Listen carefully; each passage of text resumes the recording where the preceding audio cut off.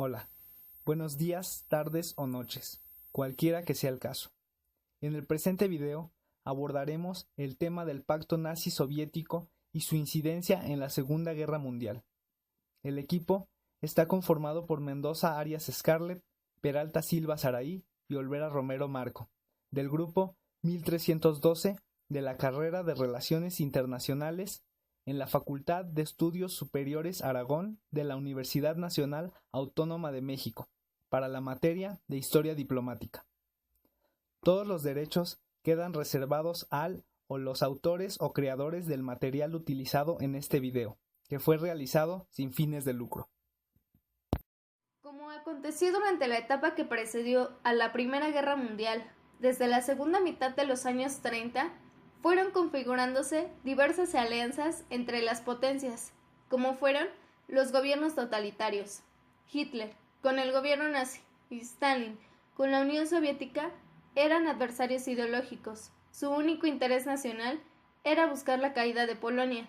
En esa época se concretaron una serie de pactos. Entre ellos se destacará el Pacto Nazi-Soviético.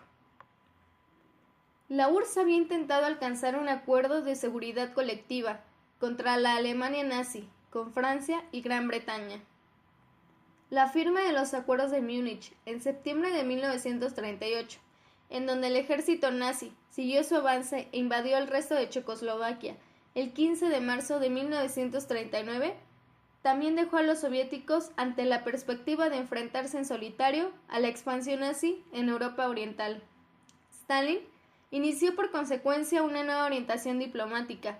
Sustituyó a Litvinov, judío y partidario de la seguridad colectiva, como ministro de Exteriores, sustituyéndolo por Molotov, quien inició inmediatamente negociaciones con von Ribbentrop, ministro nazi de Asuntos Exteriores.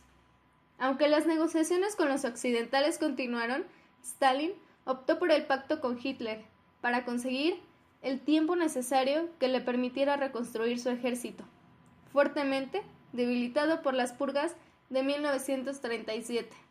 Para Hitler, el pacto le abría la posibilidad de invadir Polonia y volverse posteriormente con Gran Bretaña y Francia.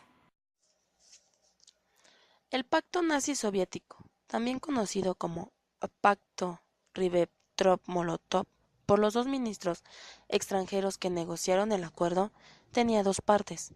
Número 1. El acuerdo económico firmado el 19 de agosto de 1939, que estipulaba que Alemania entregaría productos manufacturados a cambio de materia prima soviética. Número 2. La Alemania nazi y la Unión Soviética también firmaron un pacto de no agresión durante 10 años, el 23 de agosto del mismo año, en el que cada uno de los firmantes prometió no atacar al otro. El pacto nazi-soviético permitió que Alemania atacara Polonia el 1 de septiembre de 1939, sin temor a la intervención soviética. El 3 de septiembre de ese mismo año, Gran Bretaña y Francia, que habían garantizado 5 meses antes la protección de las fronteras de Polonia, declararon la guerra a Alemania. Estos sucesos marcaron el comienzo de la Segunda Guerra Mundial. El Pacto de No Agresión del 23 de agosto contenía un protocolo secreto que establecía la división de Polonia y el resto de Europa Oriental en esferas de interés soviético y alemán. De acuerdo con este plan, el ejército soviético ocupó y anexó Polonia Oriental en el otoño de 1939. El 20 de noviembre de ese mismo año, la Unión Soviética atacó Finlandia, lo cual precipitó una guerra de invierno de 4 meses, después de la cual la Unión Soviética anexó zonas fronterizas de territorio finlandés, especialmente cerca de Leningrado. Con la indulgencia alemana, la Unión Soviética también aseguró su esfera de interés en Europa Oriental en el verano de 1940. Los soviéticos ocuparon e incorporaron los estados bálticos y tomaron las provincias rumanas de Bucovina del Norte y Besarabia. Después de que los alemanes derrotaron a Francia en junio de 1940, los diplomáticos alemanes trabajaron para asegurar los vínculos de Alemania en el sureste de Europa, En noviembre de 1940, Hungría, Rumania y Eslovaquia se unieron a la Alianza del Eje.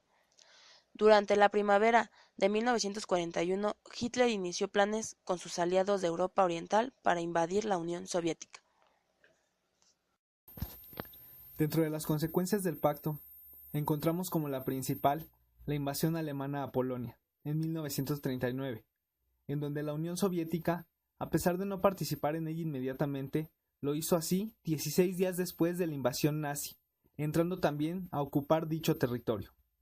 Sin embargo, esta no fue la única consecuencia del antes mencionado pacto, aunque sí la más importante, ya que fue la principal causa que desató la Segunda Guerra Mundial. También encontramos que debido a este pacto, Alemania guardó silencio ante el ataque lanzado contra Finlandia por parte de la Unión Soviética durante la llamada Guerra de Invierno, en diciembre de 1939. Bajo las condiciones de este pacto, la Unión Soviética también se anexionó Estonia, Lituania y Letonia, así como algunos territorios del Reino de Rumania, inmediatamente después del triunfo nazi en la Batalla de Francia en junio de 1940. Cabe mencionar que después de la Batalla de Francia, las relaciones germano-soviéticas se comenzaron a tensar, de tal manera que la ruptura de las mismas era inminente, ya que la ambición nazi por ampliar su territorio los llevaría a enfrascarse en futuros conflictos con la Unión Soviética. Había considerado que el pacto alemán-soviético de no agresión era una maniobra táctica y temporal. El 18 de diciembre de 1940 firmó la Directiva 21, llamada en código Operación Barbarroja, la primera orden operativa para la invasión de la Unión Soviética.